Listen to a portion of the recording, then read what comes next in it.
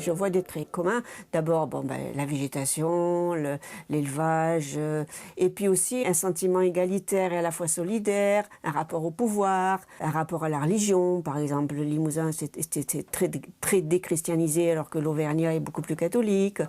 Toutes sortes de choses qui font que, oui, vraiment, le Limousin, ça a une entité, c'est une entité à part. Pour l'ethnologue Marie-France Houdard, ces traits de caractère propres aux Limousins ont été forgés depuis toujours, par la dureté des lieux et la pauvreté des gens. Je dirais que le rapport au pouvoir, pour moi, il est assez utilitaire ou utilitariste, de même que le rapport à la religion et en particulier aux saints protecteurs était très utilitaire. Les Limousins ne sont pas des grands ni théoriciens, ni métaphysiciens, ni des contemplatifs. Eux, ils veulent que, aussi bien la religion que le pouvoir, ça serve à quelque chose. Dans les villages limousins, peu de richesses et beaucoup de petites propriétés. Pour subsister, il faut de la solidarité et aussi un certain sentiment d'égalité, mais ça n'est pas suffisant. Quand la terre est trop petite pour pouvoir en vivre, quand il faut en plus payer l'argent des impôts, on est obligé d'aller chercher à l'extérieur un complément de revenus. Depuis des siècles, les Limousins sont des travailleurs émigrés, pour rapporter de l'argent, mais pas seulement. Les émigrés, qu'est-ce qu'ils rapportent? Ils rapportent des idées autres. Comme tous les émigrés, on rapporte forcément les idées de la société d'accueil dans laquelle on a travaillé.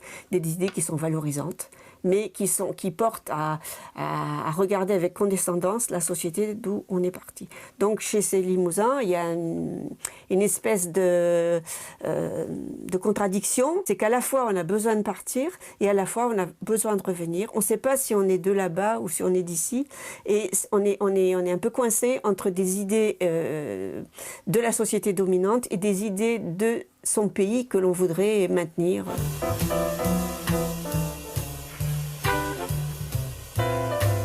Désormais, le Limousin attire plus de population qu'il n'en perd, mais il n'a pas perdu son caractère. On est en train de devenir peut-être une terre avec de l'immigration, ça va changer les choses, ça? Je pense qu'on peut et qu'on pourrait, et ça serait bien de devenir une terre d'immigration, mais attention que les immigrés ne jouent pas les conquérants. S'ils viennent s'installer en Limousin, il faut qu'ils s'adaptent à la culture, aux besoins de cette population. Ils ne se disent pas « je vais mener mon projet », mais disent « est-ce que mon projet il est en adéquation avec les besoins de la population ?» Et une terre d'émigrés, justement, dans sa tradition, dans ses façons de fonctionner, elle est plutôt encline à accueillir des immigrés ou c'est plutôt justement plus difficile? C'est pas facile.